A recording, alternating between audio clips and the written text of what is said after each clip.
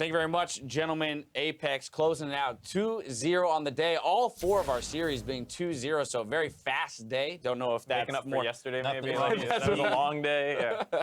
but Apex, especially in this game, trounced Fox. This one was a lot more commanding. Zyrene already threw the stat out, kind of. 36 total neutral objectives or buffs on the map throughout the course of this game.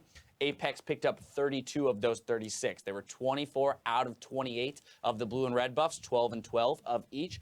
5 out of 5 on Dragons on the map, 2 out of 2 on the Barons, and they picked up the Rift Herald. So just total dominance, as well as all turrets, all inhibs. So they really just cleared the map. That buff control is what you want to see out of every time Nidalee is picked. So really good job by Shrimp being able to constantly counter jungle, especially in a matchup where the Hecarim doesn't really have a whole lot of tools to defend himself against Nid. So good on him for getting so many buff denials. That is the right play when playing that champion. Right. I mean, to be fair, I think, Fox should have probably got a couple more of those. Apex got a lead initially, and then obviously they won the game. They were in control for a lot of it, so I'm not surprised to see the Dragons and the Barons. But the winning team will naturally always have a better percentage. Yeah, exactly. But you would expect more than just 4 total red and blue buffs for your team. That's basically, you got the first one, you got the 6-minute one of both, and then you didn't get a buff the rest of the game. Like, right. I would think that, given that it got kind of close in the middle again, they would get something, but it's... Well, we know that the problem is looking at the map, and now that the timers are on the map, if you're not looking at it, you're not going to get the buff. All right, still looking for Echo Fox to play a little bit more around those timers and those objectives, right? They're not being proactive and getting set up for those things. Most of the time,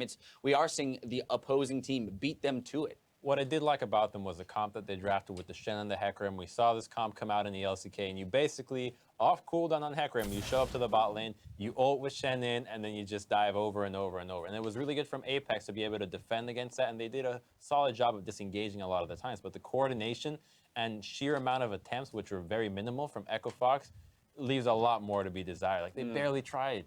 I think it kind of starts from the level 1. Apex kind of looked aggressively for the 2v1, which initially with like a Fiora versus Shen and the Nidalee, you don't think you necessarily want the 2v1, but avoiding that like big level 6 dive that's going to come with the Hecarim Shen coming in, like they managed to dodge that with the 2v1, and once the turrets are all down, Fox clearly doesn't play that situation that well, and they never were able to like pin Apex against something that they then dive. Yeah.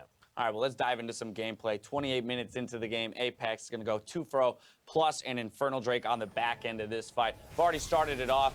Echo Fox, again, showing up second to the objective. I mean, this is one of the first times you really see the Shen ult coming in on the Hecarim before the ult, but it's not a great Hecarim ult. It doesn't get a ton done, it just gets popped, and now they're all fighting on top of the Fiora. Well, all the credit goes to Apollo and Shrimp for immediately flashing away and just leaving Hecarim stranded. And how are you going to get past the zone where Hecarim and Shen are into the core of Apex, where Fox and all the rest of Fox's carries are just on the outside, just wondering, how do we get in? Because they also have Dragon attacking them, so it's already a really nice flash just from We Apex see the thinking behind Echo Fox's team comp there, as you mentioned, having the Hecarim with the Shen layered on top. The execution, not 100%, and good response from Apex within the fight itself. Well, that's why what Crumbs was saying about using on cooldown is so important, because if you use it once every 5 minutes, flashes up. And, it's a very telegraphed move, this Hecarim ult. So if you're fighting an objective and you didn't do any fighting before it, everyone's going to flash that ultimate. And the fact that they weren't constantly forcing flashes, looking for picks all over the place, that's really what Jhin is used for mostly, is like these picks. You start slowing people from long range, or you chain CC with your W, and you don't see that much from Echo Fox. So it was really passive. And then when these big team fights happen, Apex is mechanically good enough to flash it. So yeah, let's move ourselves ahead to the other big team fight that helped Apex secure the game. In the mid lane, going to pick up a few kills, as well as be able to roll that into a Baron following this team fight. Yeah, it starts a little slow. You see just some poke coming down from Apollo. Hard gets really chunked down, just popped before anything happens. It was so explosive. And Ray being a monster. Yeah, Ray comes in from the flank and is just way past. He's always in front of his team. Expecial's trying to keep up with him. He just can't quite do it. Gets taken down by the Victor ult, but Ray just keeps just blowing people up, and the rest of his team cleans up the kill on the backside, 4 for 1, I believe it was. Yeah, so some disgusting play from Ray in both games with those kind of more heavy split pushing champions and lane dominant champions. Well, I take that back. Jack's not lane dominant, but in the 1v1, rather, later game can be dominant. But now I want to go back to Champion Select in hindsight and talk a little bit more about Echo Fox and some of the struggles that they're having, because we were having a discussion around mid lane champion pools for Froggen. And given that we've heard from many other mid laners in this split talking about how much this is a mid lane centric meta and how much easier it is to carry from the mid lane. Pobelter was very vocal about one of the reasons why he thinks he's getting more player of the games this time around is simply because the meta is built more to highlight a mid laner. And Froggen, you look at him, you go, okay, if he's the center of this team, they should be relatively successful, and yet they're not. Well, so what's going on there? The comps aren't built around him, and you're mentioning the champion pool. He doesn't actually play all the meta champions necessary. I mean, I don't know why we'd start meddling with Brand when we have Azir, Ryze, and Vlad up. Yeah, he hasn't played any 3 of those the whole split, and those are 3 of the top 4 champions. He's playing the Victor, which is good. That's a nice one. But where he has Swain, I guess that's good. But where's like the really like I'm gonna just 1v1 somebody. I'm gonna go Shurima shuffle you. Like you see Pobelter getting these player of the games on those kinds of things.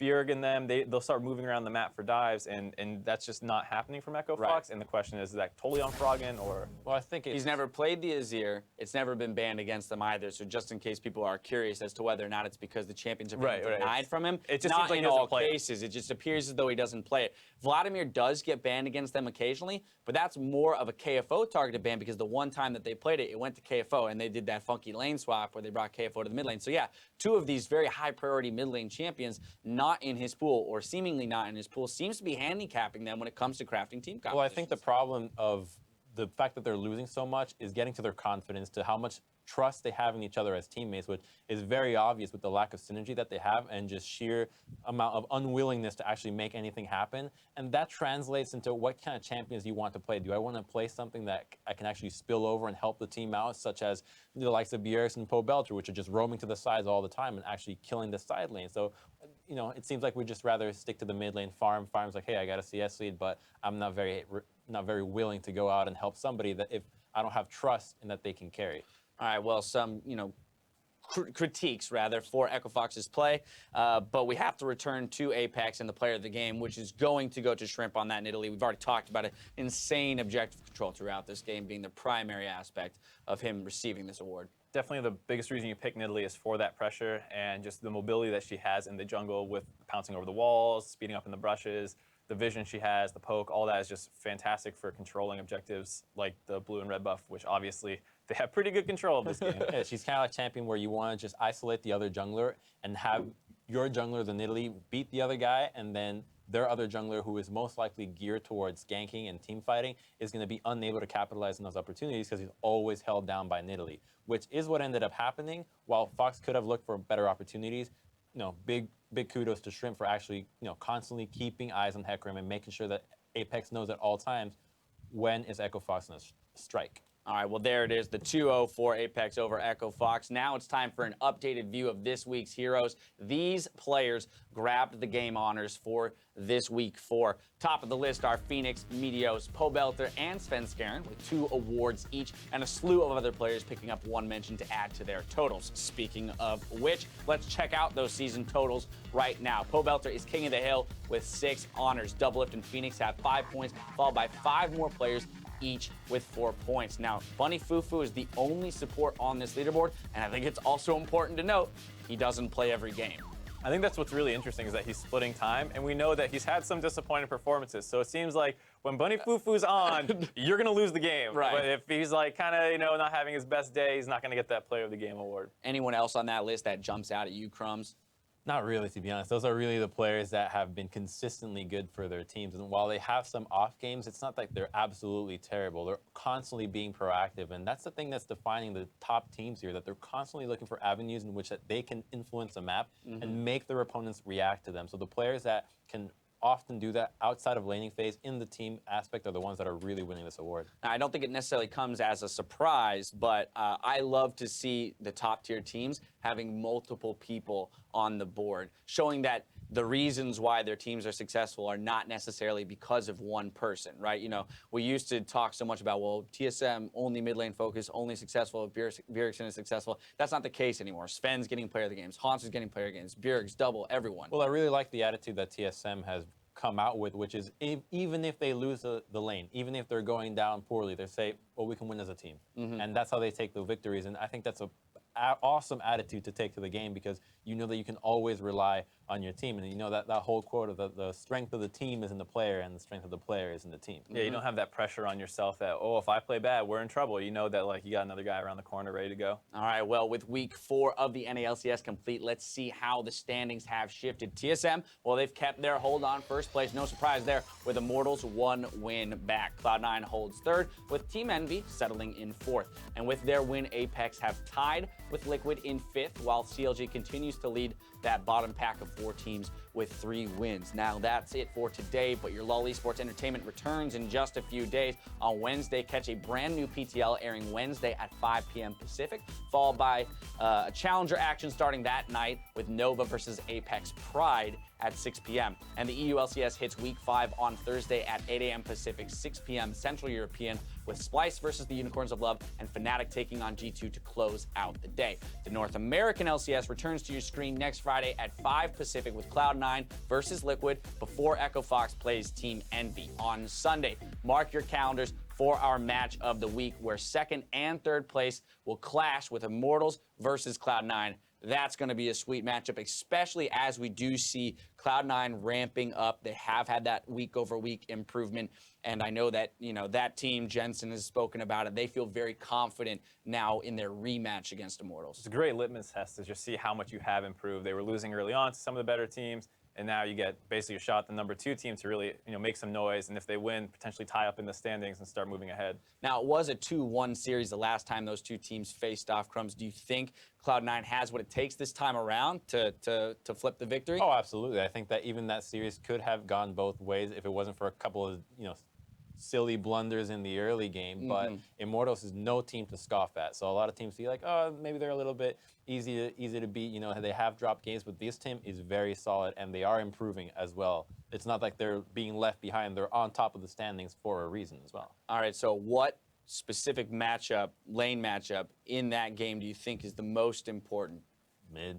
Really? So Yeah. Jensen versus Pobelter. I mean, we have seen Pobelter step up tremendously, and as we've mentioned throughout the day, the theme of the day is mids being important to These the are game. mids, 2 mids that have no qualms with affecting the side lanes and helping them out at any stage of the game, and their ability to affect the side lanes and win these matchups where are so volatile, like carry, split pusher top, or things like Ashe in the bottom, that if Ashe gets going, it's going to be just constant death, or Jhin. Champions like these that just need a little extra push. If the mid laners can find a way to spill over and help the team out, it's going to spell victory for the team. That's why I'd actually look at the jungler matchup. I think for the same reason, you need this influence to get these lanes going, and I think Reignover is extremely smart, very efficient. Meteos the same way, and it's very much up to them to really kick off the action in that game, I think. I was gonna say, I was gonna turn to you and ask you about, normally we talk about Reignover and Huni synergy, but actually recently we've seen Reignover make early visits to the mid lane, pre-3 minutes even, and then Meteos today showing us the exact same thing without counter gank in the mid lane.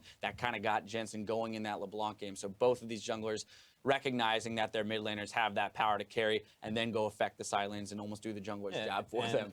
A really good trait about these junglers is creativity, because finding new avenues to gank, new unexpected opportunities is really important for surprising the enemy and getting yourself a lead that just previously wasn't there. So the player that can really look at the map and think faster, because that's the way that the game is now. It's all thinking on the fly, is really going to be the one that kickstarts the team. Immortals versus Cloud9, just one of the many series to look forward to next week. That's going to do it for the North American LCS this weekend. Now for myself, Mark, Crumbs, the casters, and the entire live broadcast crew, thank you for watching, and we'll see you next week.